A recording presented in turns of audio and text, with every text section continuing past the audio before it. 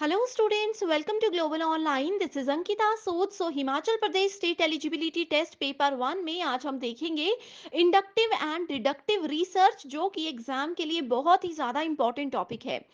जैसे कि स्टूडेंट्स, मैंने आपको बताया था कि क्वालिटेटिव और क्वांटिटेटिव रिसर्च को अगर आप सभी चीज़ों से रिलेट करते हो तो आपको इजीली आंसर्स ढूंढना पॉसिबल हो जाता है। वैसे ही इंडक्टिव और डिडक्टिव रिसर्च के कॉन्सेप्ट को अगर आप लोग समझ जाते हो तो आप लोगों को टाइप्स ऑफ रिसर्च को समझना और भी ज़्यादा आसान हो जाएगा। तो इसीलिए ये वीडियो और ये टॉपिक बहुत ही ज़्यादा इंपॉर्टेंट है। इस एग्जाम को क्वालिफाई करने के लिए पेपर वन पर ज्यादा ध्यान दीजिएगा, क्योंकि 100 में से आप इसमें आसानी से 80 प्लस स्कोर करके अपना सिलेक्शन पक्का कर सकते हो। पेपर वन प्रिपरेशन के लिए कंप्लीट कोर्स हमने लॉन्च किया है, जिसमें फुल सिलेबस वीडियो लेक्चर्स हम आपको देंगे। हिंदी इंग्लिश दोनों लैंग्वेजेस में कोर्स अवेलेबल है। एग्जामिनेशन से पहले आपका पूरा सिलेबस कवर करवाने की मैं आज आपको 100% श्योरिटी देती हूँ। फुल सिलेबस नोट्स है, फुल सिलेबस मॉक टेस्ट आपको मिल जाएंगे, जिसमें से as it is question exam में पूछे जा सकते हैं। ये वीडियो लेक्चर्स में भी पहले आपके थ्योरी कॉन्सेप्ट्स क्लियर करवाए जाएंगे, जो कि बहुत ही इजी लैंग्वेज में होंगे। ट्रिक्स के साथ आपको याद करवाई जाएंगी चीजें। साथ ही वीकेंड पे आपके लिए मॉक टेस्ट और एमसीक्यू सीरीज भी लाई जाएगी, ताकि जो पूरा वीक आपने पढ़ा है उससे बहुत अच्छे से आपकी रिवीजन हो जाए। 2000 प्लस एमसीक्यू क्वेश्चन बैंक में हम आपको देते हैं previous year questions, most repeated questions और एक्सप्लेनेशन के साथ। यहाँ पर सारे क्वेश्चंस आपको मिल जाएंगे एंड इसमें से भी as it is questions exam में पूछे जाते हैं। इसके लिए आपको सिर्फ एक ही बार फीस देनी है, 2000 रुपए। जब तक आपका एग्जाम क्वालिफाई नहीं हो जाता तब तक आप इसका फायदा उठा सकते हो।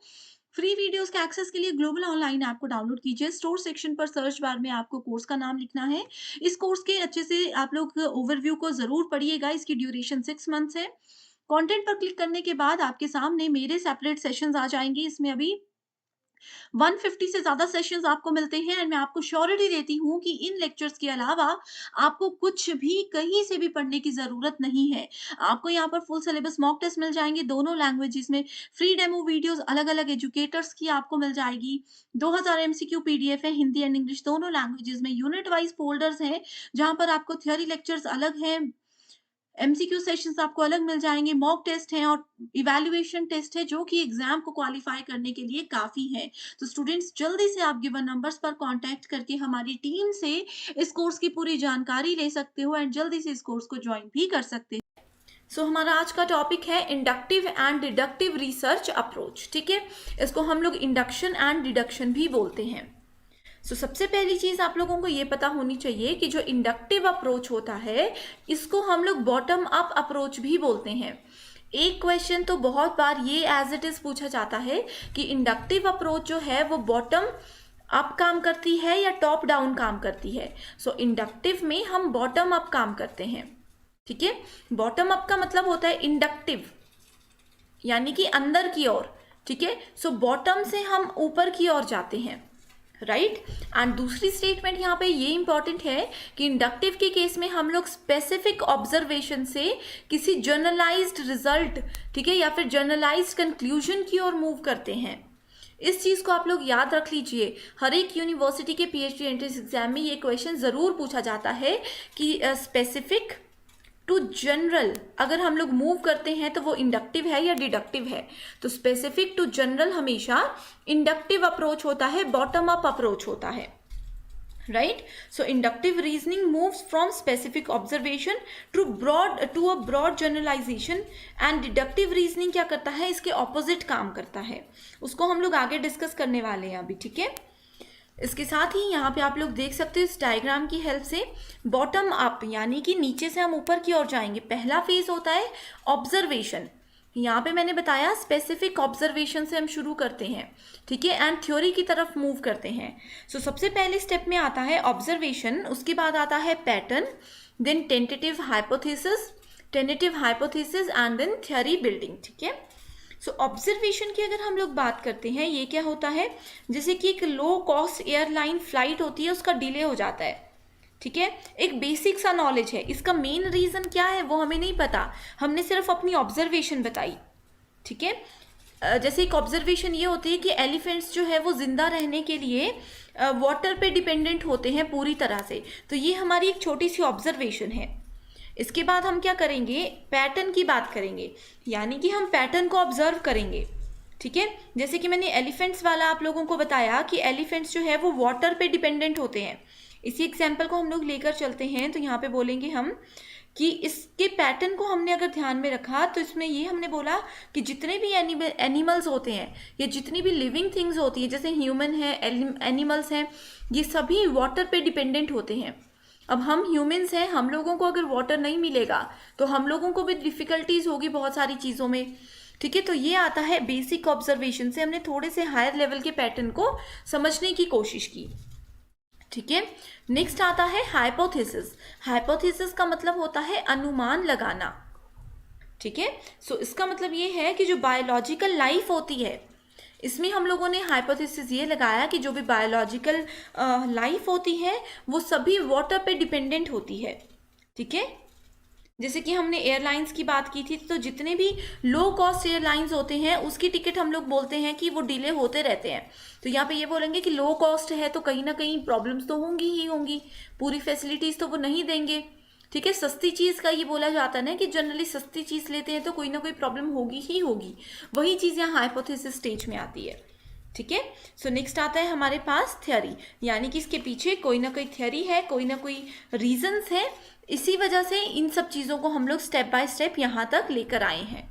ठीक है, सो आई होप इस कॉन्सेप्ट से आप लोगों को इस रियल लाइफ एग्जाम्पल से ये चीज़ें बिल्कुल क्लियर हो चुकी होंगी। इसके साथ यहाँ पे ये बोला गया है कि inductive reasoning bye it's very nature is more open ended and exploratory, specially at the beginning. ठीक है, सो जो बिगनिंग में होता है, ये जो पहला स्टेज होता है इस रीजनिंग का, इस रिसर्च के टाइप का, ठीक है, ये बहुत ओपन एंडेड होता है एंड ये एक्सप्लोरेटरी होता है, यानी कि इसी स्टेज पे हम लोग चीज़ों को एक्सप्लोर करते हैं, कोई नई चीज़ों को ढूंढने की कोशिश करते हैं। ठीक है, सो इंडक्टिव रीजनिंग के मैंने आप लोगों को यूज़ बता दिए। अब इसके साथ ही अब देखते हैं कि इसके लिमिटेशंस क्या है। So a conclusion drawn on the basis of an inductive method can never be proven, but it can be invalidated. ठीक है, इस तरह के जो रिजल्ट्स होते हैं, इस तरह की जो भी थ्योरीज होती हैं, उनका कोई फाइनल कंक्लूजन कभी भी नहीं आता। ठीक है, लेकिन इस पे हम लोग इसको इनवैलिड प्रूव कर सकते हैं। ठीक है, आप लोग बस इतना याद रख लीजिए कि एग्जाम्पल अगर कभी एग्जाम में दिया होगा कि जहाँ पे हमने पूरा ऑब्जर्वेशन किया, हाइपोथेसिस ले लिए, लेकिन फाइनल कंक्लूजन जो है वो हमारा एक प्रॉपर नहीं था जिस चीज़ की हम डिमांड करते थे, तो वो कौन सा अप्रोच होगा, तो वो इंडक्टिव अप्रोच होता है। ठीक है, सो यहाँ पे अब मैं आप लोगों के सामने लेकर आई हूँ एक क्वेश्चन जो कि प्रीवियस ईयर क्वेश्चन है, सो दैट आप लोगों को एक आइडिया हो जाए कि किस तरह से एग्जाम में क्वेश्चंस को प्रेजेंट किया जाता है। तो यहाँ पे बोला गया है the reasoning which would be helpful in seeking new knowledge. वो कौन सी रीजनिंग है जहाँ से हम लोग नए नॉलेज को कलेक्ट करने की कोशिश करते हैं, सीख करने की कोशिश करते हैं of facts about the world. यानी कि हमारे पास वर्ल्ड का कोई भी टॉपिक ले लो, पूरे वर्ल्ड में इतने सारी चीज़ें हैं, कोई भी टॉपिक ले लो, उसके थोड़े बहुत फैक्ट्स हमें पता है। ठीक है, उस चीज़ के ऊपर थोड़ा बहुत लिटिल नॉलेज हम लोगों को है। ठीक है, उस लिटिल नॉलेज को हम लोगों ने एनहांस करना है, उस चीज़ पे और नॉलेज हम लोग लेना चाहते हैं, तो कौन सी रीजनिंग यूज होती है, डेमोन्स्ट्रेटिव, डिडक्टिव, इंडक्टिव या फिर नन ऑफ दी अबव। तो यहाँ पे वही चीज़ मैंने आप लोगों को बताई है कि हम लोग बेसिक चीज़ों से शुरू करते हैं एंड ज़्यादा नॉलेज कलेक्ट करने तक पहुँच जाते हैं, वो होता है इंडक्टिव। ठीक है, इसको आप लोग याद रखिए, बॉटम अप, यानी कि हम लोग पहले बिल्कुल लोअर लेवल पे थे, बिल्कुल कम नॉलेज था हम लोगों को, बॉटम से हम अप में पहुंच गए, यानी कि अब हमारा नॉलेज क्या है, वो एनहांस हो गया है, चीज़ों का ज़्यादा नॉलेज हम लोगों को हो गया है। ठीक है, सो इस तरह के क्वेश्चन पूछे जाते हैं। तो यहाँ पे राइट आंसर है हमारे पास option number 3, that is inductive reasoning. ठीक है, सो इंडक्टिव रीजनिंग क्या होता है, इसमें हम क्या करते हैं, जनरल कंक्लूजन को ड्रॉ करते हैं from a set of specific observation. इस चीज़ को भी नोट कर लीजिए कि यहाँ पे हम लोग जनरल ऑब्जर्वेशन को ड्रॉ करते हैं, राइट। बॉटम अप अप्रोच होता है ये, because it involves widening specific premises out into a broader generalization to come up with new theory and knowledge। ठीक है, सो इसीलिए यहाँ पे इंडक्टिव रीजनिंग को यूज किया जाता है। नेक्स्ट है डिडक्टिव रीजनिंग। ये क्या है, ये टॉप डाउन अप्रोच होता है, यानी कि हम पहले हायर लेवल पे थे, वहां से हम नीचे की ओर मूव करते हैं। इसके साथ ही मैं आप लोगों को एक मोस्ट इंपॉर्टेंट स्टेटमेंट बताती हूँ जो कि एग्जाम में पूछी जाती है, जो कि डिफरेंस भी है इंडक्टिव एंड डिडक्टिव के बीच में। ठीक है, वो ये है कि इंडक्टिव रीजनिंग जो होती है इसमें हम लोग डेवलप करते हैं थ्योरी को। इंडक्टिव के केस में हम लोग थ्योरी को डेवलप करते हैं। ठीक है, एग्जाम में ये भी पूछा जाता है, inductive reasoning aims at developing a theory while deductive reasoning aims at testing an existing theory. Deductive में क्या करते हैं हम लोग, टेस्ट करते हैं एग्जिस्टिंग थ्योरी को। ठीक है, यानी कि यहाँ पे हमारे पास ऑलरेडी एक थ्योरी है, पूरा कंक्लूजन है, हम उसको टेस्ट करते हैं कि क्या ये थ्योरी फाइनल है या नहीं है, हम लोग यहाँ से कंफर्मेशन तक जाते हैं। राइट, तो सबसे पहले अगर हम लोग करते हैं थ्योरी है हमारे पास, तो इसका भी एक एग्जाम्पल लेकर चलते हैं। जैसे कि यहाँ पे प्रीवियस एग्जाम्पल हमने देखा था कि जितनी भी बायोलॉजिकल लाइफ्स होती हैं वो वाटर पे डिपेंडेंट करती है। इस चीज़ का फुल प्रूफ है हमारे पास, ये आता है थ्योरी के अंदर। ठीक है, उसके बाद हम क्या करते हैं, हाइपोथेसिस को फॉर्मुलेट करते हैं, हाइपोथेसिस को जनरेट करते हैं। तो इसमें हमने क्या किया, इसमें हमने बोला कि जितने भी अर्थ पे रहने वाले मैमल्स होते हैं, ठीक है, उन सभी को वाटर की ज़रूरत पड़ती है। जितनी भी लिविंग थिंग्स होती हैं उनको वाटर की ज़रूरत पड़ती है। उसके बाद आते हैं हम ऑब्जर्वेशन में। ऑब्जर्वेशन को एनालिसिस स्टेज भी बोला जाता है। इसमें हम लोग एनालाइज करते हैं या टेस्ट करते हैं डेटा को। ठीक है, तो इसमें हमने क्या बोला कि जितने भी चीज़ें होती हैं, अगेन वही बात है कि वो सभी वाटर पे डिपेंडेंट होती है। अब इसकी कंफर्मेशन हम कैसे करेंगे, इसकी कंफर्मेशन हम ये करेंगे कि जितने भी हमारे ऑब्जर्वेशंस थे, जितनी भी हमारी थ्योरीज थी, अगर वो सभी चीज़ें ट्रू होती हैं, ये सभी चीज़ें अगर ट्रू होती हैं तो हमारा कंक्लूजन जो है वो ऑलवेज ट्रू होगा। ठीक है, सो डिडक्टिव में आपने ये याद रखना है कि अगर ऊपर की सभी स्टेटमेंट्स ट्रू होती हैं तो कंक्लूजन भी हमेशा ट्रू होगा ही होगा। ठीक है, सो इसमें हम लोग जनरल से मोर स्पेसिफिक की तरफ को मूव करते हैं, टॉप से बॉटम की तरफ को मूव करते हैं।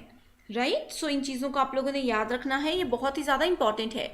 Deductive reasoning is more narrow in nature and concern with testing and confirming the hypothesis. यानी कि जो भी हमने गेस की थी चीज़ें, जो भी अनुमान हमने लगाए थे, उन चीज़ों को कंफर्म करने पे हमारा मेजर फोकस होता है डिडक्टिव रीजनिंग में। तो एग्जाम में ये क्वेश्चन भी पूछा जाता है कि अगर मान लीजिए कि हम लोगों ने कोई अनुमान लगाया है किसी के एक पर्टिकुलर चीज़ पे, हम लोग कुछ गेस करते हैं एंड हम चाहते हैं कि अपनी इस गेस को हम लोग कंफर्म करें कि क्या हमारा गेस सही था या गलत था, तो हम कौन सी अप्रोच को यूज़ करेंगे, तो इस केस में हम लोग यूज़ करते हैं डिडक्टिव अप्रोच को। राइट, सो आई होप यहाँ पे आप लोगों का इंडक्टिव एंड डिडक्टिव का कॉन्सेप्ट बिल्कुल क्लियर है। सो नेक्स्ट क्वेश्चन देखते हैं कि डिडक्टिव का प्रीवियस ईयर क्वेश्चन किस तरह से पूछा गया था। Which is the most appropriate maxim of deductive method. So यहाँ पे क्वेश्चन देख के कंफ्यूज नहीं होना है कि मैक्सिम का क्या मतलब है। आप लोगों ने डायरेक्टली क्या करना है, डायरेक्टली आप लोगों ने ऑप्शंस पे मूव करना है। सो ऑप्शंस में आप लोग देख कर ही बता सकते हो कि जनरल से स्पेसिफिक की तरफ हमें मूव करना है, दैट मीन्स डिडक्टिव की तरफ हमें जाना है। ठीक है, सो इस तरह के क्वेश्चंस आते हैं। यहाँ पे अगेन मैं आप लोगों को बता दूं, observation, generalisation and then theory in case of inductive reasoning. So deductive हमने नीचे लिखा है, यानी कि हम नीचे की तरफ को मूव करते हैं। Theory, predictions and experiment. इसको याद रखने का एक और तरीका मैं बताती हूँ, डिडक्टिव यानी कि हम क्या कर रहे हैं, किसी चीज़ को डिडक्ट कर रहे हैं। डिडक्ट करने का मतलब होता है किसी चीज़ को माइनस कर रहे हैं, किसी चीज़ को हम कम कर रहे हैं। ठीक है, सो डिडक्टिव में प्रॉपर हमारे पास रिजल्ट है, लेकिन फिर भी हम देख रहे हैं कि रिजल्ट आया कैसे, तो प्रॉपर से हम नीचे की तरफ जाते हैं, यानी कि ज़्यादा से कम की तरफ जाते हैं। तो डिडक्टिव कम यानी कि ऊपर से नीचे की ओर जाएंगे। सो आई होप ये ट्रिक आप लोगों को याद रहेगी, समझ आ चुकी होगी। एग्जाम में आप लोग इसी तरह से चीज़ें कर सकते हो। ठीक है, सो ये एक क्वेश्चन मैं आप लोगों के लिए लेकर आई हूँ जो कि थ्योरी क्वेश्चन है, एंड इस क्वेश्चन का आंसर आप लोगों को इस वीडियो पर ही मिलेगा। अगर आप लोगों ने ये कॉन्सेप्ट अच्छे से समझा है तो आप लोग इसका आंसर मुझे इजीली दे सकते हो। इसका आंसर आप लोग कमेंट सेक्शन पे ज़रूर दीजिएगा एंड मुझे बताइएगा कि ये वीडियो आप लोगों को पसंद आई है या नहीं आई है, या कोई भी टॉपिक में इश्यूज़ हैं तो वो भी आप लोग हमें कमेंट करके बता सकते हो। सो ये क्वेश्चन है, what is teaching through deductive method from general to specific, specific to general, easy to difficult, या वन एंड थ्री। ठीक है, सो बहुत इजी क्वेश्चन है, इसका आंसर ज़रूर आप लोग कमेंट करके बताइएगा। एंड इसके अलावा एक चीज़ और मैं मिस कर गई हूँ, that is in deductive method. So जो डिडक्टिव मेथड होता है ना, ये टीचर सेंटर्ड मेथड होता है। ठीक है, ये एक टीचर सेंटर्ड मेथड होता है किसी भी नए कंटेंट को प्रेजेंट करने के लिए। अब टीचर सेंटर्ड मेथड का मतलब होता है कि एक टीचर पे फोकस रहेगा। टीचर क्या पढ़ाना चाहता है, वो कौन सा टॉपिक पढ़ाएगा, क्या मन है उनका, किस मेथड से वो पढ़ाना चाहते हैं, वो एमसीक्यूज के थ्रू या वो थ्योरी के थ्रू किस तरह से पढ़ाना चाहते हैं, ये सब चीज़ें टीचर पे डिपेंडेंट करती है। स्टूडेंट का इसमें कोई रोल नहीं होता। ठीक है, सो डिडक्टिव मेथड हमेशा टीचर सेंटर्ड मेथड होता है। सो यहाँ पे आप लोग इसका आंसर ज़रूर बताइएगा। एंड इस कोर्स को ज्वाइन करने के लिए आप लोग व्हाट्सएप के थ्रू इस दिए गए नंबर पर कांटेक्ट कर सकते हो। फीस मैं बता चुकी हूँ कि बहुत ही कम है, दैट इज़ 599। एंड इसके साथ ही हम आपको गारंटी देते हैं कि हमारे इसी कंटेंट से आप लोग किसी भी यूनिवर्सिटी के पीएचडी एग्जाम की बहुत अच्छे से तैयारी कर सकते हो। एंड फर्स्ट अटेम्प्ट में ही आप लोग विद इन अ मंथ और 2 आप लोग किसी भी यूनिवर्सिटी का एग्जाम क्वालिफाई कर सकते हो। ठीक है, सो आज के लिए सिर्फ इतना ही। आई होप ये कॉन्सेप्ट आप लोगों को समझ आ गया है। So thank you so much for watching this video and I wish you all the very best.